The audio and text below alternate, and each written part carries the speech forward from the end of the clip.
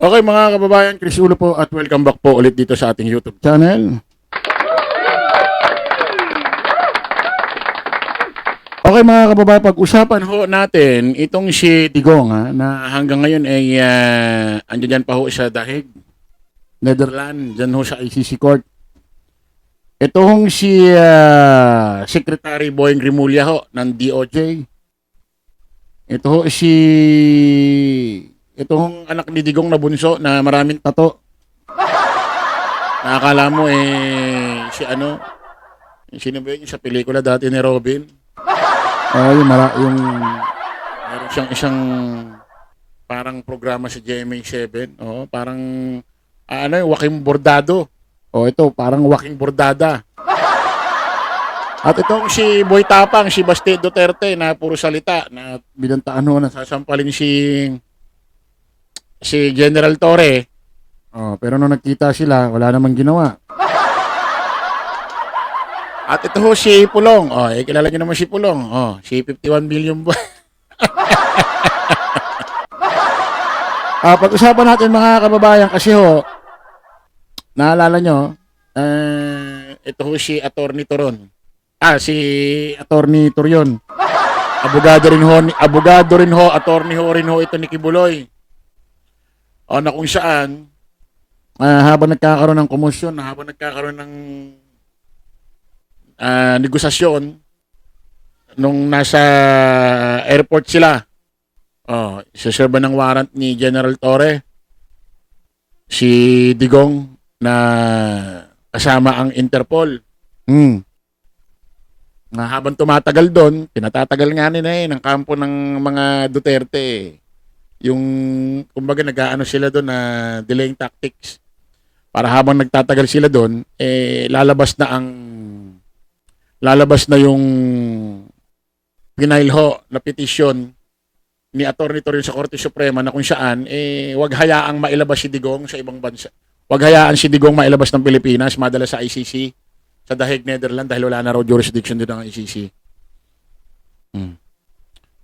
Hanggang sa lumipad, madala si Digong, nasa Dubai na, kinabukasan na naglabas ang hatol ng Korte Suprema, hindi ko sila kinatigan, hindi sila kinampihan.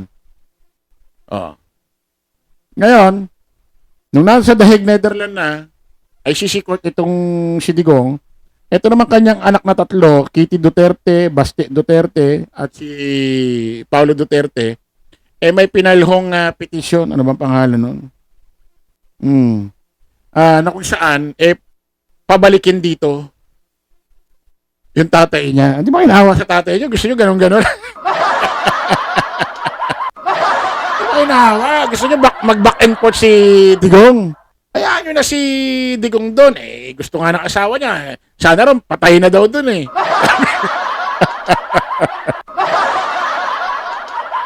di ba? Yun ang gusto patay. Sabi ng asawa niya, mabuti pa, pinatay nyo na lang yan dyan. May pinal silang petisyon na ibalik daw dito si Digong. Sabi niyo, walang jurisdiction ng ICC rito.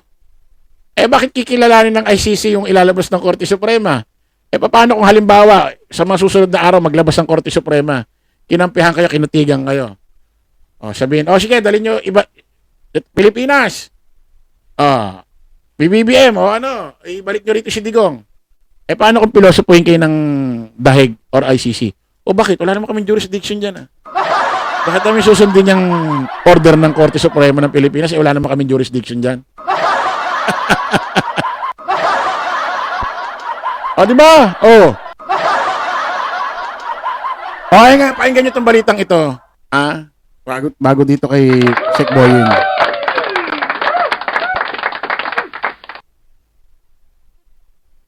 Hiniling ng Department of Justice sa Korte Suprema na huwag pagbigyan ang mga petisyon ng magkakapatid na Duterte para sa writ of habeas corpus upang maibalik sa bansa si dating Pangulong Rodrigo Duterte.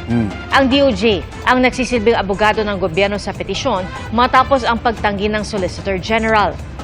Saksi si Salima Refran. Ilang araw matapos maaresto si dating Pangulong Rodrigo Duterte para sa kasong murder as a crime against humanity, kaugnay sa war on drugs ng kanyang administrasyon, naghain ng mga petisyon para sa writ of habeas corpus ang kanyang mga anak na sina Davao 1st District Representative Paulo Duterte, Davao City Mayor Baste Duterte at Kitty Duterte.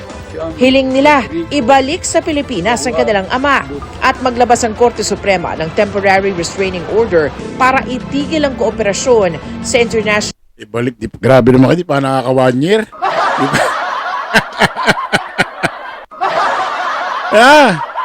May stress lang ang tatay nyo rito. Mas maganda sa Netherlands, dahig na. Kita nyo yung kulungan, wala man lang isang pirasong bakal, mukhang kondo. Di ba sabi pa nga ni BP Inday Sara Duterte nung kahapon ba nung isang araw? Ano sabi ni Digong sa kay BP Inday? Para raw siyang nasa hotel. Bakit Bakit gusto niyong pabalikin dito? Ayaan niyo na doon yung tatay niyo. Diba, mai-stress lang dito yan. National Criminal Court at Interpol. Sa 33 pahay ng Consolidated Compliance, hiniling ng Justice Department na huwag pagbigyan ang mga petisyon para sa writ of habeas corpus. Moot o wala na raw saysay ang mga ito at kulang sa merito. Wala na nilang legal at physical custody ang mga respondents sa dating Pangulo. Base rin sa rules of court, may patutupad lang ang writ of habeas corpus sa Pilipinas. At dahil nasa the Netherlands na si Duterte, imposible na raw itong maipatupad. Legal din daw ang pagkakaaresto kay Duterte, batay sa Sakit pakinggan, no? Nasa Netherlands na si Digong, si Duterte, kaya imposible na maibalik. Kasi mga kababayan, kahit anong ilabas dito ng Korte Suprema, kung hindi didinggin ng ICC yun sa dahig Netherlands, walang mangyayari. Sabi ko nga, kung paano kung kayo naman na pilosopohin ng ICC, kala ko ba wala kaming jurisdiction dyan? Bakit namin kikilalanin yung inilabas ng korte? Tuloy natin. sa Section 17 ng RA 9851 of Philippine Act on Crimes Against International Humanitarian Law, Genocide, and Other Crimes Against Humanity. Sa ilalim nito, maaaring hindi na idaan sa investigasyon o prosekusyon ng isang krimen kung may ibang korte o international tribunal na ang nagsasagawa nito. Ang mga otoridad ay maaaring isuko o i-extradite ang mga suspect o inaakusahan sa Pilipinas sa ibang estado, alinsunod sa mga nararapat na extradition laws at treaties. Iniutos na ng Korte Suprema na magkomento rito ang mga petitioner sa loob ng 5 araw. Ang DOJ nang sumagot at kumatawan para sa lahat ng respondents matapos maghain si Solicitor General Menardo Guevara ng manifestation of recusal o pagtanggi na kumatawan sa mga ahensya ng gobyerno na pinasasagot sa petisyon. Iginiit nito ang kanilang posisyon na walang jurisdiksyon ang ICC sa Pilipinas at gumagana ang justice system sa bansa. Kaya raw posibleng hindi maging epektibong kinatawan ng OSG ng mga respondent. Nang tanungin ng Malacanang kung posibleng palitan ang Solicitor General dahil dito, wala pa po na pag-uusapan dyan dahil napakabago po talaga nito. Lumabas lang po yata ito kagabi. Pero siguro Grabe naman ito si Solicitor General Hindi mo na ipaglaban, hindi mo na isulong, hindi mo na trabaho mo yan, sir, maging abogado ng gobyerno Ginibap mo agad, di mo muna inilaban. Sabi ko nga sa inyo mga kababayan, itong nangyari kay Digong, dito magkakaalaman. Yung iba dyan kahit ayaw magpakilala, malalaman mo dahil sa nangyari kay Digong, dito mo malalaman kung ano talaga mga kulay siguro po mas maganda po kung mismo si Solgen ang mag-assess sa sarili niya. Kung siya pa po ba ay nararapat na tumayo bilang anong gagawin mo pa dyan? kaugnay rito, sabi ni Guevara, ipinauubayan na niya ang issue sa Pangulo. Matatanda ang bago naging Solicitor General ng Administrasyong Marcos. Nagsilbi muna si Guevara bilang Justice Secretary ni Duterte. Founding partner din siya sa law firm na tinatag nila ni dating Executive Secretary Salvador Medialdea. Pero sabi ni Guevara, wala siyang conflict of interest. Git pa ni Guevara, maliit na bahagi lamang ang mga... Madali naman sabihin niya, walang conflict interest Ang tanong, nararamdaman mismo rito at saka rito. Wala bang conflict? Wala namang aamin yan eh. Sino ba aamin ng ganyan? Kaso ng habeas corpus sa daan-daan, kundi man libo-libong mahihirap na kasong hinahawakan ng OSG para sa pamahalaan. Mananatili raw si Guevara na in command sa mga kasong ito. Liban na lang kung sabihan siya ng Pangulo na bumaba sa pwesto. Para sa GMA Integrated News, ako si Sally. Hayaan na lang daw ni Guevara, Soldier General Guevara yung issue kay PBBM. At depende na lang kung sasabihin daw sa kanyang bumaba sa pwesto. Kunyari, para napaka-professional magsalita, di ba? Tapos after nun, nalabang ka na rin. Parang magiging si ano ka na rin, si Panot, si Hulk Hogan, si Attorney Vic Rodriguez. Ito mga kababayan, mas maganda itong video ito. Nako, Mas Mario. DD shit, mga DD, sorry. Mukhang mabubulok na si Digong sa Netherlands.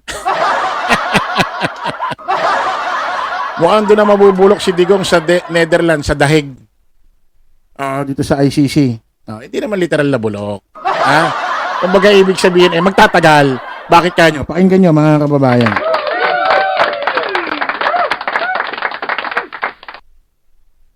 Sir, yun nga po, ang OSG po ay nag-recuse dun sa pagsagot dun sa mga petitions ng Duterte siblings. Ang DOJ po ang tama sumagot na po para po sa gobyerno. Yes. Opo. We were given the authorization by the Executive Secretary to kami na sumagot. At okay na. Nabigyan na namin yung comment namin kahapon. Sir, anything that you'd like to highlight dun po sa reply? Ano po ba yung gusto ninyong maintindihan po? Hindi na. Hayaan na natin. Yung dokumentong binigay namin, sapat na yon para sagutin yung mga sinabi nila sa korte. Sir, but medyo tungkol din sa ICC po ba? May we know kung ano po yung sinabi ninyo about ICC and the Interpol? Kasi yun po yung... Hindi yun ang issue ron. Ang issue ron naman habeas corpus eh. We answered it already. Sinagot na. Pero sir, kakalanin pa? Na ibalik pa si dati? Wala na yun. Tapos na yun eh. Tapos na yun. So, hindi... It's a done deal already. So It's there already. regardless sir dun sa decision. May hearings na yun doon eh. Continuing na hearing. I think there's judicial notice that the hearings are ongoing already in The Hague. So, and there is a setting for September 23. So we rely on that. So sir, kahit na maglabas ng desisyon ang SC dun sa mga petitions na kinay. That's speculative. I cannot answer anything speculative at this point. But for you, sir, mahirap nang ibalik, hindi na maibabalik. Ano po? It's a done deal. It's there. Ando na siya. Tsaka sabi niya naman haharapin niya yung charges. I think that he has repeated that to all of us. Lahat tayong Pilipino narinig natin na sinabi sa atin ni dating Pangulong Duterte na haharapin niya ang kahit na anong paratang sa kanya kahit sa ICC. Kaya Tuloy natin, Kate. Tuloy natin. yun na yun. Ando na siya. So, may we know... Utik. Ang yabang mo kasi, Digong. Tignan mo. Yung mga sinabi mo mga kayabangan, yun yung tuloy mga pinanghahawakan ng gobyerno ngayon. Ay, di ba yun ang gusto mo? Haharapin mo? Sabi mo pa, asa na kayo? Bilisan nyo na. Puntahan nyo na. Arrestuin nyo na ako. Yun tuloy ang yung mga kayabangan mo, mga boka mo, mga salita mo, yun tuloy yung mga pinanghahawakan ng administrasyon ngayon or ng gobyerno ng Pilipinas ngayon. Sabi mo, haharapin. Ayan, andyan ka na ngayon. Harapin mo ng ilang taon.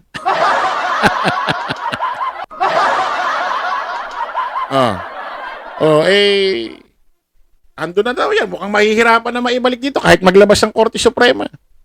Dahil ando na yun, going na ang hearing. Although ayaw sagutin ng diretso ni Sik Boying Rimulya, dahil ayaw niya gumawa ng sariling espekulasyon, pero mukhang mahihirapan na raw talaga. Kasi kahit maglabas ng Korte Suprema yan, ang pasusunodin yun nasa ibang bansa eh. Buti ko kilalanin yan. Remember, wala nang jurisdiction.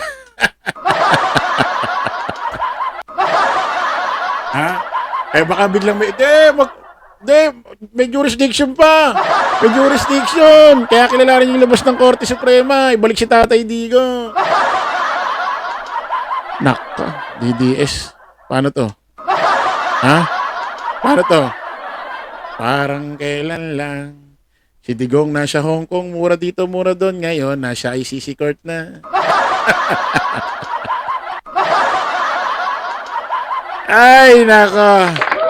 Okay, maraming salamat po mga kababayan. Kita-kita ulit tayo sa panibagong live, panibagong vlog. Paalam po pasamantalangin yung lingkod, Dos Crisulo. Lagi natin tatandaan doon, follow the majority.